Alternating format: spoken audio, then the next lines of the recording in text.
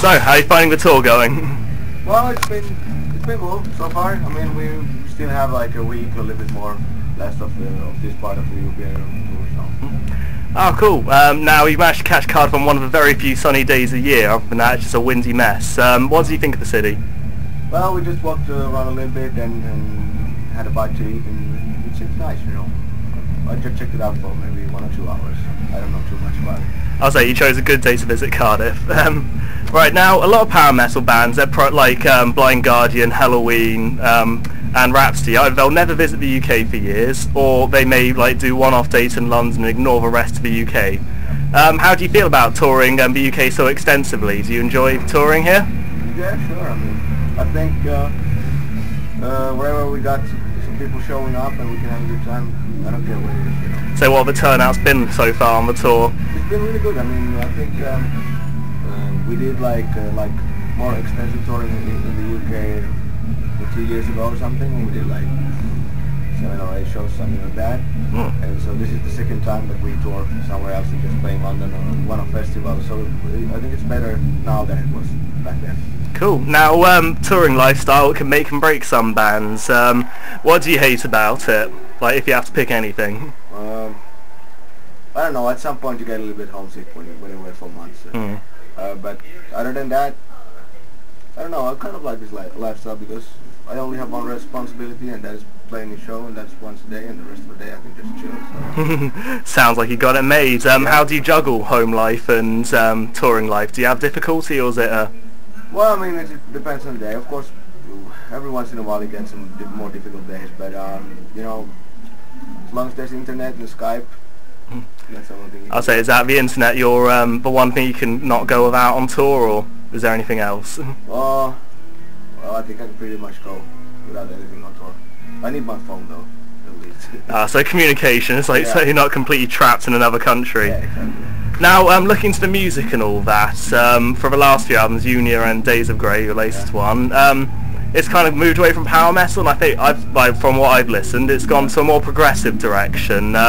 Did you intentionally do this, or did your kind of music just take you in that direction? Well, I mean, these days we usually tour like for 2 years with each album, and after that 2 years, then you're usually at a different place than you were 2 years before, and so I think it's more of a natural progression, and also Tony's songwriting is taking us in new directions, and we'll see what happens. But it's nothing that we sit down and plan and make a decision. In terms of writing music, do you like writing the fast power metal numbers, or do you prefer writing the more gloomier, like slower numbers? Well, I think if you get some kind of mixture, I think that's best. I mean, if we would just do one type of songs, it would be boring. So.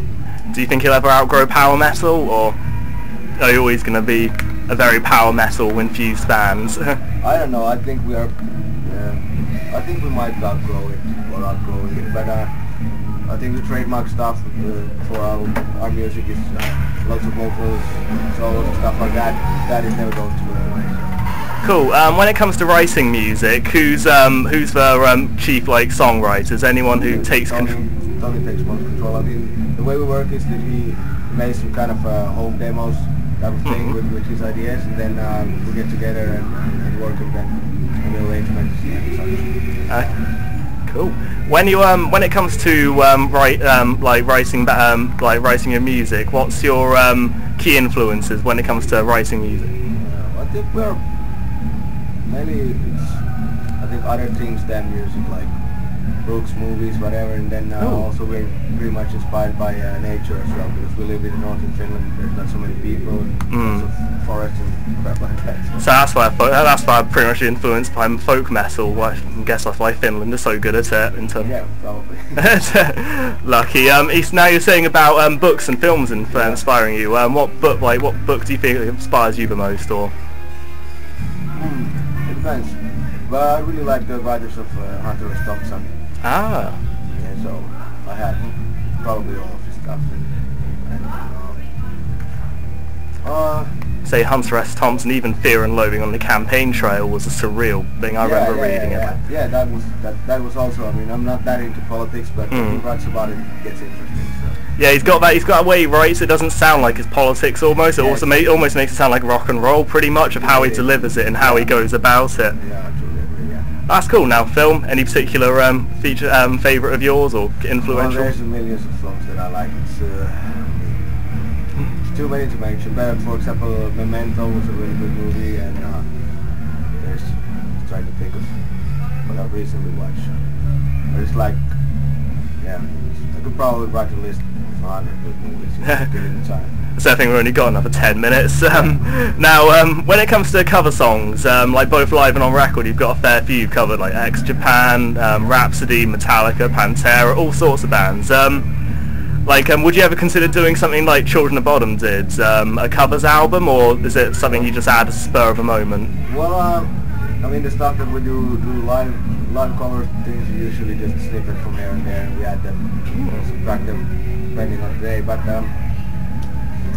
yeah, we would consider doing a covers album, but then we need enough time to record like all new covers, because I think it's just a cheap shot to just pick the covers that we recorded in the past and put them on one album. Yeah, it's not really an album, it's a compilation, like almost like a greatest hits, I guess.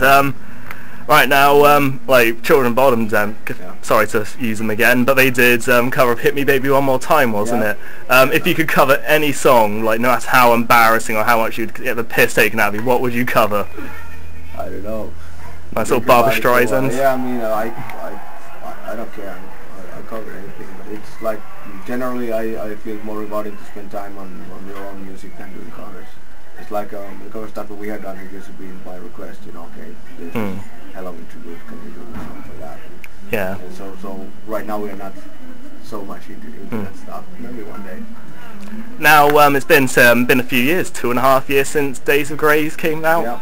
Yes. Now, like, no band's ever fully satisfied with a record. There's always things they think like, we could have done this differently. We could have done it that way. We could have made this riff better. Yeah. Overall, how are you looking back? How satisfied are you with the release? Well, I mean, when it came out, of course, we were 100% satisfied. It was then. We tried our best and did it. But yeah, I think there's still room for improvement, as there always is. And it's like, there's really small things here and there, and overall I think it's a really dark album. I think maybe in the future try to make something that is not so much about killing yourself. It's like if you continue to make dark albums like that, you're going to be really gloomy characters in a while. So. Well, like Piece of Steel kind of characters, like really miserable. Yeah. Now, writing a new album, you've been, I've read that you've been like writing a few new riffs here and there and a few lyrics and all that. How's progress going? Have you been working too much in it, or is it more about just getting the tour over and done with then? Well, it's a little bit of both. I mean, right now I've heard maybe 3 or 4 demos from Tony, and I think he has like over 10, so basically most of the stuff is written. It's now only a matter of getting time to sit down as a group and then check out the arrangements and work on them and work it out. But basically, the bulk of the album should be pretty much together. Cool. Now, looking to the future again, what's your plans for 2011? More rest of the year? Yeah, we'll still continue with this European tour for a little bit over a week. Then we have like finish shows all through April, and while we're doing that, we're going to shoot a new live DVD in Oulu. And then beginning of the summer, we're going to work on a DVD with mixing, master, and stuff like that, and it should be out next fall. And also, we stopped touring with this album in August, I think. And by then, we toured for about 2 years and played over 180 shows in almost 40 countries. Wow. So then it's time to maybe have a short break. If we have the time, I'm not sure, but at least at the latest by then we start working on the new album. It should be out next year. Cool. Well, what's the longest you've taken in between like recording? Have you ever been able to take a good few months off, or has it been very much like out of the frying pan into the fire sort of thing? It's well, pretty much like we have done before. Sometimes when we got off tour, Tony didn't have enough songs ready, then the rest of us would take like a month off, but that's I think the most that we had. Right, I think that pretty much wraps it up there. Nice one. Right.